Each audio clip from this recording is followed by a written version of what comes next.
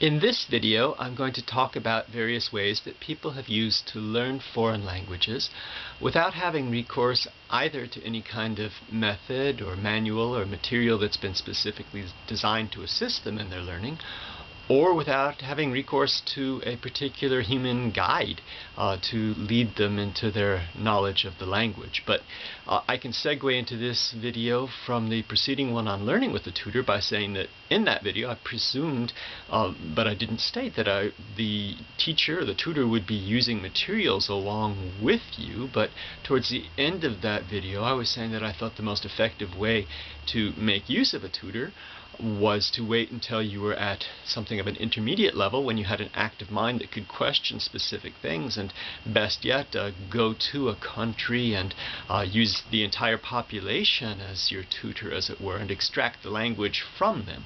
Again, that was presuming you already had a foothold in it, but what if you didn't? What about just doing this from the word go, from the word scratch, going totally immersing yourself in a language you didn't know at all and trying to learn it in that fashion? This has actually indubitably been humanity's main method by default. If you think of all the people throughout history who have been cast away or captured, enslaved, and found themselves living among totally different peoples who had no methods at all or no recourse to anything, they must have simply just had to do this. On the one hand, this is clearly frightening and counterintuitive to our basic knowledge that although children are able to learn languages just from being immersed in their natural environment, there's some sort of language acquisition device that gets turned off around puberty and leaves us with some real examples of living stereotypes of people who do this tending to speak in sort of permanently bastardized, pigeon, ugly, offensive forms of a language that you wouldn't want to aspire to. But perhaps this can actually work a lot better than that under the right circumstances. Anthropologists tell us that in places like New Guinea and the Amazon basin, where there are still lots of tribes that practice exogamy and do this with neighboring tribes that may speak utterly unrelated languages, in these villages where the women all naturally speak different languages as their native tongues, there doesn't seem to be any problem with communicating. Perhaps pre-literates have some special ability to do this.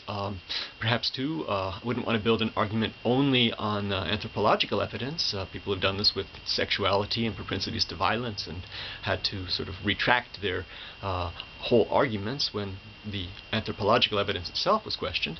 But again, a basic logic about human history, and more than that, actual examples from captivity narratives, mainly from the Americas, but also from other places. One that springs to my mind immediately is Hendrik Hamel's account of, in early modern times, he was a Dutchman cast ashore in Korea at a time when there was a closed-door policy, and once he was in, he could never get out, and there were no materials for learning the language, and he and his shipmates just had to do it, and he gives an account of how that transpired. So this might actually work as a technique for total immersion.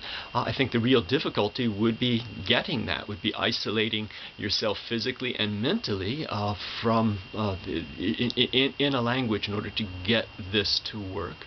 And I think that it would only make sense to use any techniques that are available, materials to help you, although obviously missionaries who go into new tribes, or linguists investigating a language that's never been studied before, have to find some way of doing this. They generally have some training.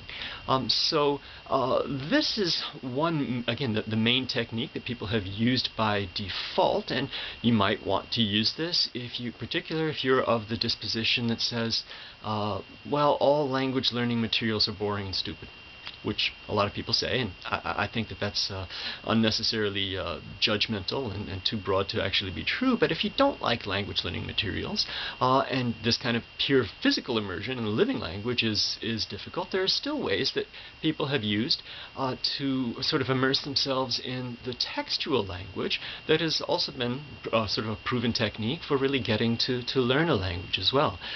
I myself use a lot of the techniques I'm about to tell you about, but again, I prefer to wait till I'm at the intermediate level, and I find that they're more effective at that point. But some other polyglots have used these from a very early level as one of their main techniques for getting started.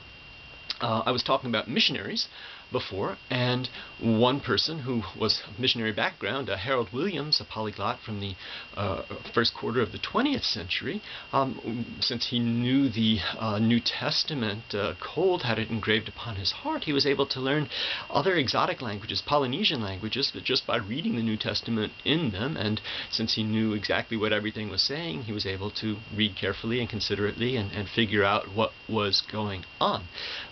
This can be done not just with sacred scripture, but purely with great literature. And Heinrich Schliemann, a German polyglot from the late 19th century, reports that one of his techniques, again, this is not the only thing he did, but a main way that he gained true competence in a language was to take a great work of literature and memorize it. So he reported learning English, for example, by memorizing Sir Walter Scott's Ivanhoe, a great work of literature written by a great author. So it has a great style and great vocabulary. He just makes this his own, internalizes it.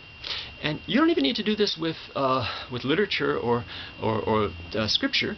This can be done with more popular fiction. And in fact, a Hungarian polyglot named Kato Lom, which is one of the rare examples of a female polyglot, reported one of her main techniques for learning a language was to read things along the lines of detective stories, precisely because she really wanted to figure out what was going on. This held her interest and enabled her to sort of figure out what was going on in the language, to figure out what was going on in the story. And nowadays, that we have not just actual text, but also recordings of text, is another technique that's been reported, in which you get an audio recording of a book in the language you want to learn, and a text in your own language.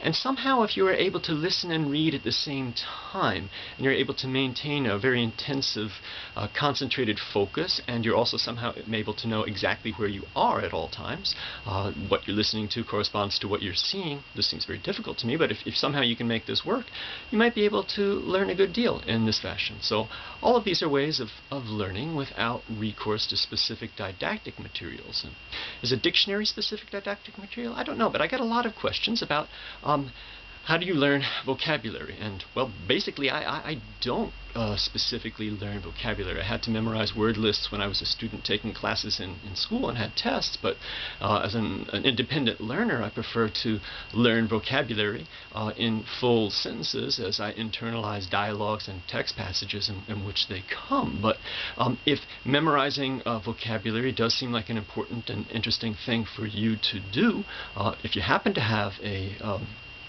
photographic memory, why not read dictionaries? And if you don't have an inherently photographic memory, and not many people do, there are all sorts of mnemonic techniques that you can sort of devise, like Matteo Ricci's Memory Palace, and particularly if you are able to think and see in colors and sounds and shapes and the like, this might be very effective. And while I can just tell you that this takes place, if this is interesting to you and you don't happen to know who Stuart J. Raj is, you should certainly find out. He's another polyglot who shares his love of languages and his techniques for learning them in this same format by making videos, and you should go to his channel, Stu J, because if you find my videos interesting, you'll probably find his equally interesting and instructive.